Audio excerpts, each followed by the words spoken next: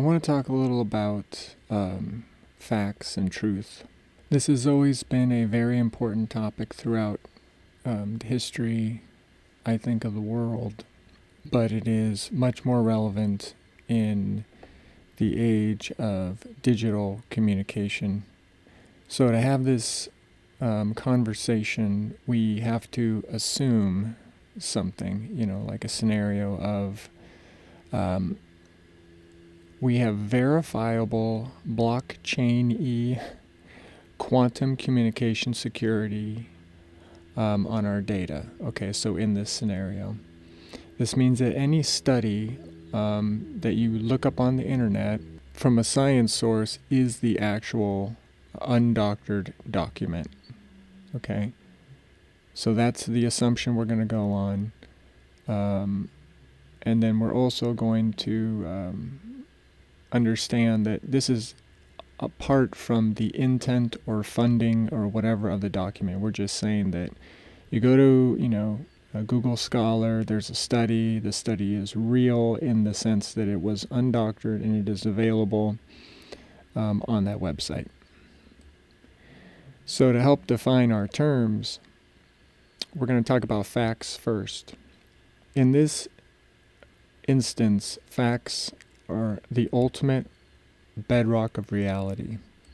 In other words, there is no deeper unified theory or tangible thing that we could examine, okay? And all these facts take place in or happen during balance, the ledger of the universe.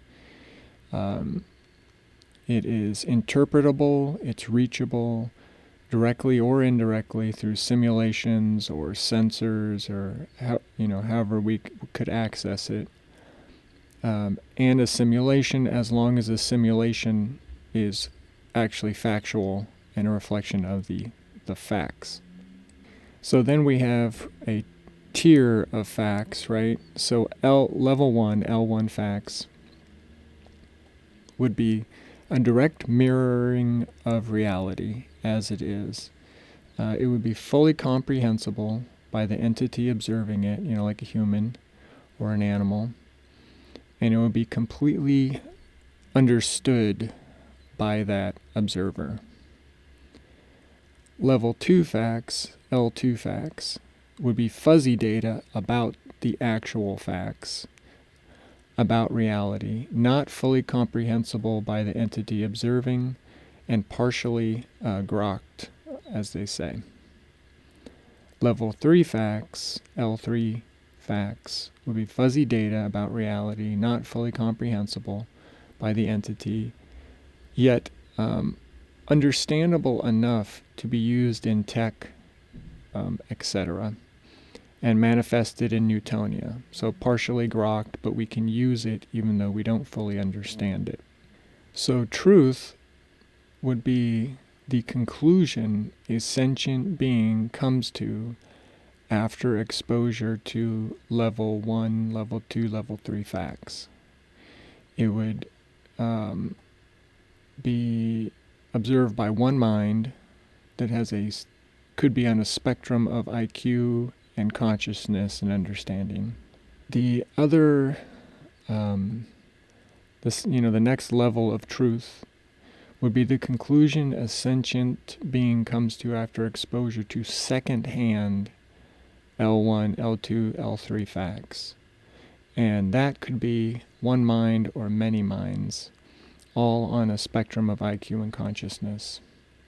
So a lie or lies would be the conclusion a sentient being comes to after exposure, directly or secondhand, to level 1, level 2, or level 3 facts. Additionally, it would be the free will and willpower expressions that follow the second thought in a chain of decisions that knowingly or unknowingly produce a falsehood. This could involve one mind or many minds, all on a spectrum of IQ and consciousness.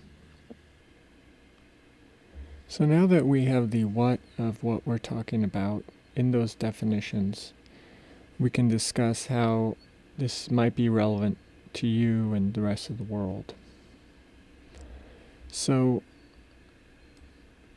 at the very least, this will help you explore balance, the ledger sheet of the universe, in your own life and in other people's lives, and possibly, discern why they're doing the things that they do. This also will help in discernment itself, because armed with as factual facts as you can get, you can then apply that knowledge to how your life works, and by helping other people, and in very specific circumstances where only facts are really actionable in getting results. Like, let's say a survival situation in which there are a number of ways you could make fire to stay warm, but someone is using a technique that is impossible or fictional, and you jump in there and say, oh, here's a way, and then you start the fire and you're able to survive. So things like that. Also, it's relevant because so much of life is about linguistics and language, and I know it can be fun and convenient to use blanket terms to summarize how you feel about something. But in many instances, those analyses often suck, and they're not really effective for moving conversations forward or for your complete understanding of a subject or a moment in time. The biggest recent example of this would be the phrase fake news. So, lots of people use this phrase, but unless you know the actual facts behind the study or the event or whatever they're proposing, then it is just a too easy, dismissal of everything that statement, means, that the person is saying. Also, I love the phrase bullshit, but it is also just a blanket dismissal of a specific topic. And, if you're going to say someone is lying, that's a lie, then you really need to know the facts yourself, instead of just relying upon your truth. You need to get to the bedrock as far down as you're willing to go. And another problem is that the slurs that the left and the right, political parties use against each other are also extremely unproductive and are masking exploration of the actual issue. So it's just an easy way to, personify the other side as bad, and then just say, man, they don't even know what they're talking about, or they're evil, they're coming for us with this issue, so we're just going to say, they're the so-and-sos, and then that resolves it in our minds, right? It solidifies our position, but it's really unwise to do that unless your slur is completely accurate and grounded in absolute fact, and you know what I'm saying. So the how of discernment, right? How can we get to these facts is very important. One major way is to simply make a decree to yourself and the world that you are a seeker, right? And I don't mean in any kind of new agey sense that people can bag on. I'm talking about just saying I'm seeking knowledge. I'm a knowledge seeker, and I want to get to the facts because knowledge only can come from those facts, right? Also, become something of a researcher.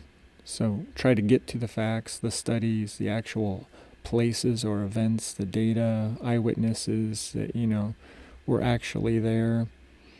Even though eyewitness testimony is not good, at least you're getting a closer representation to what happened. And become an explorer, right? You want to, some facts, you can hear about them in like papers or documentaries, but like, the Grand Canyon, okay. Well, how do we know the Grand Canyon exists? Well, you can get in your car and go to it and explore it, and then you will firsthand experience the factualness of it. And we're disregarding any theories right now at the moment of quantum, the space between particles and things don't really exist. That's not what we're talking about. We're talking about perceptible facts that we can, help improve our lives, okay? The other way is with AI. If you bring up Bard or the Bing search engines, and then you bring up, Wikipedia and Google, if you input a question into all of these, you will get a more accurate aggregate of what the facts are, right? Because they're scouring all the data out there and they're trying to deliver unto you the thing you're asking for. And in my experience, Bard and Bing will also tell you when they think you're wrong. So they're kind of fact-checking you and, saying, hey, man, interesting theory, but this is why you could be wrong, right? So those are very good resources. And then any trusted resource that you have that is unbiased, that can show you the actual facts of the news or the data or whatever. When I say news, I don't mean events reported on and manipulated by, the newscaster. I mean, they'll tell you what happened that is verifiable through, footage or, police reports or whatever. And then you have wise and truthful friends.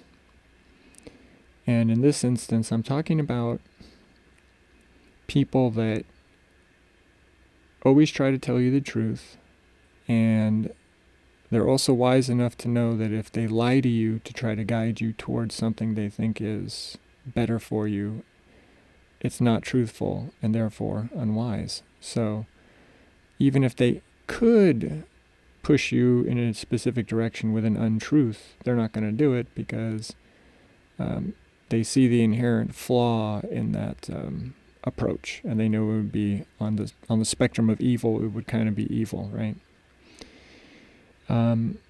Also, as we've talked about before, the lenses and frames of consciousness. So, as you're looking at a fact, like let's say superposition, okay? And I don't know about physics, but superposition, a particle could be anywhere in this, let's say probability shell. Like when we talk about native abilities, I know that the scientists presenting me with this quote-unquote fact do not have the bedrock of that description or explanation, because then you also have string theory and all these other things, right? So that is the closest I can get to that fact without somehow conducting my own research and, drilling down and becoming an expert on all these things. So I have to use that discernment frame that this is a representation of a fact delivered unto me by the most talented people in the field thus far, and it's the only way that they can explain it to a householder like me. That's one frame. You could also use it to extrapolate your own personal theories about superposition and quantum entanglement and all this other stuff, but you have to realize that those are once removed from the closest thing you have to facts. So to take them as, this is my new reality can be, self-delusional to an extent, right? To think that your extrapolations are always like the new bedrock of reality. The other part of this is that to get to these facts, to not use blanket terms and like drill down. You're going to have to use your free will and willpower, fueled by a desire for exploration, to drill down to the deepest bedrock that you can using your IQ and consciousness. So you have native caps on what you can perceive and grok and understand, but you can just keep trying. You can keep using your free will and willpower to continually check for updates on the data from scientists or the news or wherever you're looking, to keep refreshing what the facts are in your mind. And by doing this, even though the facts will be taken as truths by the people using the facts, you can update your truths based on these updated, as close as we can get to facts. So, of course, we need results and deliverables from this for anyone to care. So here's a short list. I'm still working on all this. It will give you better informed decisions. And through those informed decisions, you will have a fuller ownership of your free will and willpower decisions. Because, if you've ever acted on a lie from someone else, or, a source of information, or you have acted upon outdated facts or data on the facts, then you didn't make a fully informed decision. We're not looking for perfect decisions, but we're looking for the most productive and fulfilling decisions we can make, the most informed ones we can make with the data that is available, the fresh data. And that will give us more ownership of what we think and do out in the world. Another important application is informed ethics and morals. I forget what the book was. I recently saw, I think it was by Huxley, about a unified truth or code of conduct out there that was true basically universally across religions and cultures. So if we are to ever unify humankind in concert with possibly other species and space friends and all this, we need to have some baseline of human rights and they call it the social contract, right? We have to have some form of social contract that is universal, so that even when we disagree with other cultures and people and ideas, we can still take care of everyone and make sure everyone is treated fairly on the lowest level, that is attainable, moving on up the hierarchy of needs, right? Another application is informed purchases. Having access to more facts about the raw materials going into a product, how it was made. A lot of these are like from seed to table authentication, right? This will also help to reveal breaches in truth in advertising, or to kind of peel back the layers of, nonsense talk, like, natural flavoring and stuff like that, where it's ambiguous and we don't know what the hell is in there. Like greenwashing, And it will help authenticate products that now have adulterants or are counterfeit, like honey and olive oil and stuff like that. And that will give people more of a actual true choice in their purchasing powers. And it will also allow more effective boycotts of things that are factually, undeniably extremely bad for people or the environment or workers or whatever. So this is a content warning. I call it my hot stove warning. that I'm going to be talking about in general terms, using words like immigration and adoption and partners and stuff. It will help in all those areas as well, because like immigration is such a general term, and the way we treat immigrants is in such a generalized way that we don't really know a lot of factual stuff about the individual. So when we are able to use all the technology at our disposal, including AI and quantum computing and all this stuff in concert, instead of having a walled-off mentality, I'm not saying we're going to get rid of borders or border walls, I'm not getting into that. I'm saying the way we screen people for immigration is ineffective and unfactual, right? So people can lie, they can falsify documents, whatever. But we do have techniques currently available, like, semi-ineffective polygraphs, but there's also like thermal imaging, where if the person lies, their body heat pattern changes.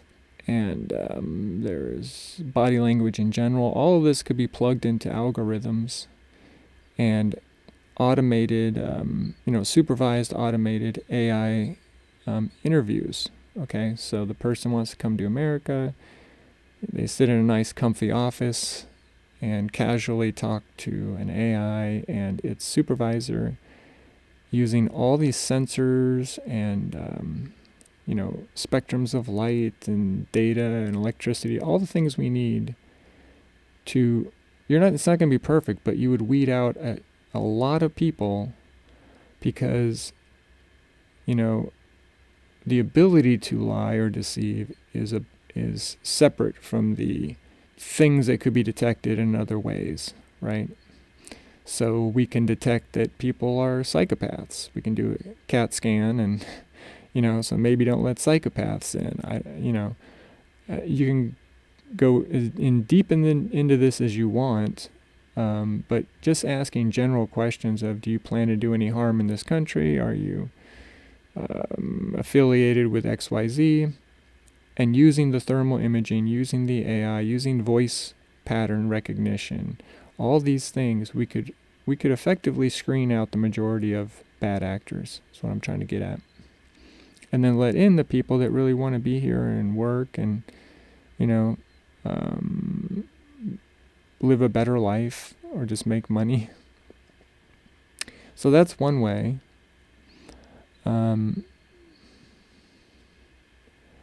The other is, people are divided about non-traditional partnerships, right? Marriage and of non-binary couples.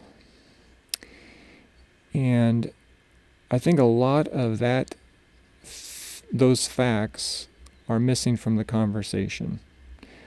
The problem is that they're not being sorted or, aggregated or whatever by AI per se, with no human intention behind them. So whatever quote unquote facts we get on that is probably going to be, slanted in a specific direction, pro or con, right? But as we use this data, we will get a clearer picture of whether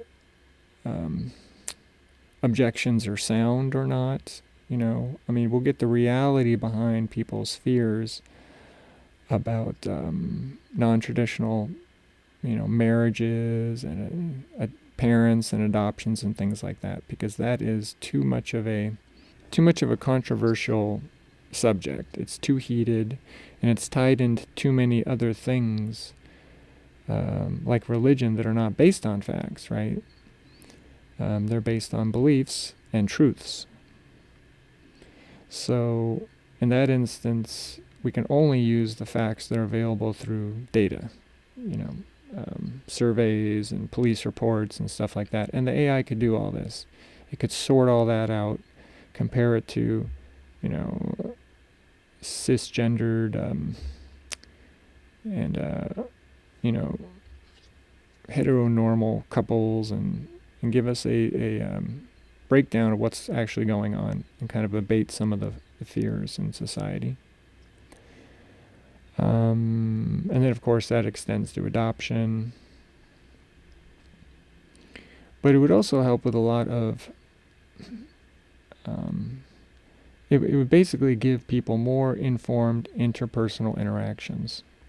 Another way that it would, another deliverable will be informed self-reflection and examination. So there are things that we do that we factually did, balance the ledger of the universe, right? We performed these actions, we said these things, we thought these thoughts. But if we don't examine those actual facts of what happened, instead of how we're interpreting them, it's going to be hard to get to the reality of our own psyche, right, and how we affect people. And a lot of the things that we do are based on, very surface factual things, right? And by getting to more bedrock facts, then you can act in all areas of your personal life in more informed ways. That in turn will improve your family life. It will improve social and interpersonal interactions. And then that, as if that were going on in any country, it will improve international relations with other countries. Because if an entire country is operating from a place of more level 1 facts, then their truths will be more in line with those facts. So one of the ultimate goals probably is to align our truths as much as we can with the facts, because the truths are our interpretation and application of those facts. So to wrap up, we defined facts. We talked about level 1, level 2, level 3 facts. We talked about truth. And then we defined and talked about lies. And we also talked about the benefits of seeking out the facts to improve your truths. And just to close, I would say that the closer you can get to the level 1 facts and use them, analyze them and mull them over, the better your life will be, and the better society will be in general going forward.